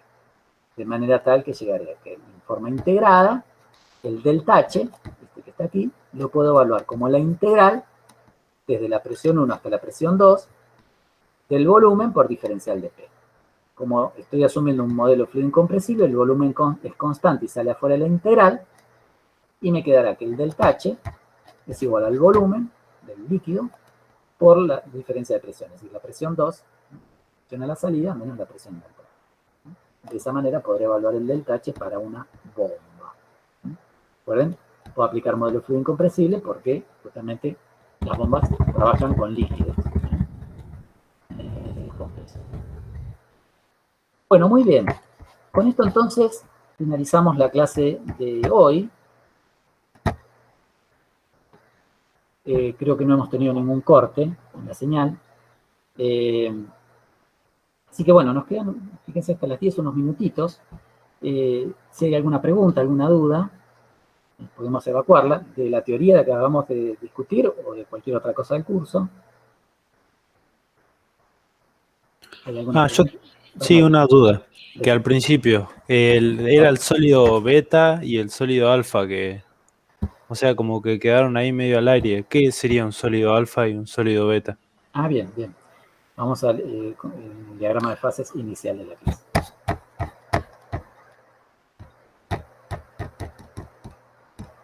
Acá. Bueno, este es un diagrama más general. Fíjate que yo el primer día de la teoría empecé mostrándoles un diagrama de fases para una sustancia pura. Un diagrama presión-temperatura. ¿Te acordás? Tenías sólido, Sí. tenías líquido y tenías gas. ¿Sí? Bueno, aquí lo que represento es un diagrama un poquito más completo, ¿sí? Considerando que esta sustancia pura presenta dos variedades alotrópicas. Perdón, del curso de química general, variedades alotrópicas son sustancias en estado sólido que presentan distintas estructuras cristalinas. ¿Sí? Por ejemplo, decirte, aquí tengo un sólido en estructura cúbica, centrada en el cuerpo, y aquí tengo un sólido en estructura cristalina hexagonal. De manera tal que lo que tengo aquí es justamente una transición de fases para pasar ese sólido desde estructura cúbica centrada en el cuerpo a estructura hexagonal. ¿Sí? Ah, eso de sólido amorfo y sólido cristalino, ¿no? Bueno, Podría si decirse. es un sólido amorfo, no tiene orden cristalino. ¿Sí? No tiene orden cristalino. En este caso son dos estructuras cristalinas. ¿Sí? Vos necesitas tener orden cristalino para tener estas regiones de fases estables que tenés aquí. ¿Sí? Entonces, sí, se relaciona con eso. Probablemente lo han visto en el curso de química inorgánica. ¿Sí? Más la parte de sólidos cristalinos y estructuras de red cristalinas y demás.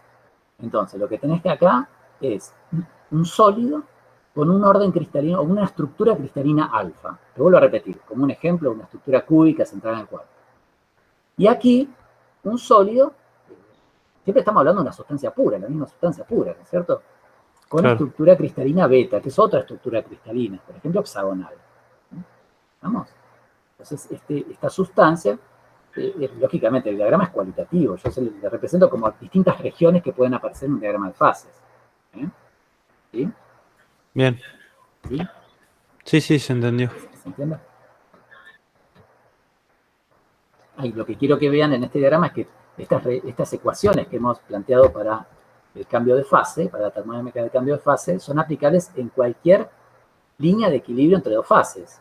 Líquido-vapor, sólido alfa-vapor, en esta parte, sólido beta-vapor, en esta parte, sólido alfa-sólido beta, aquí, sólido beta-líquido, aquí. Es decir, toda esta termodinámica de cambio de fases, que yo he deducido en la primera parte de la clase, se aplican los saltos en las propiedades, y cómo evaluar esos saltos, se aplican para cualquier condición de borde entre dos fases.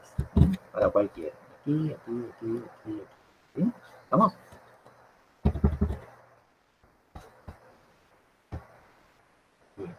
Bueno, ¿alguna pregunta más que haya quedado a lo largo de la clase? ¿Alguna duda? ¿Comentario? Profe, con lo que vimos Iván. hasta ahora, Sí. ¿se podría hacer hasta dónde? ¿Ya se puede terminar la 2? Bueno, a ver, déjame pensar un poquitito. Tengo aquí a la vista del seminario 2. A ver, si me esperas un minutito, lo abro desde el campus.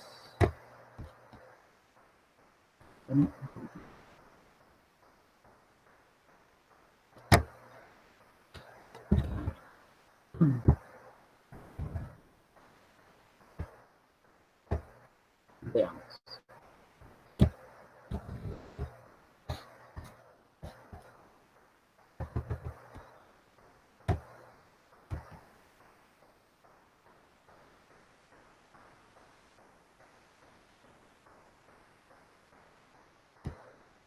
Bueno, yo les diría que con lo que acabamos de ver, ustedes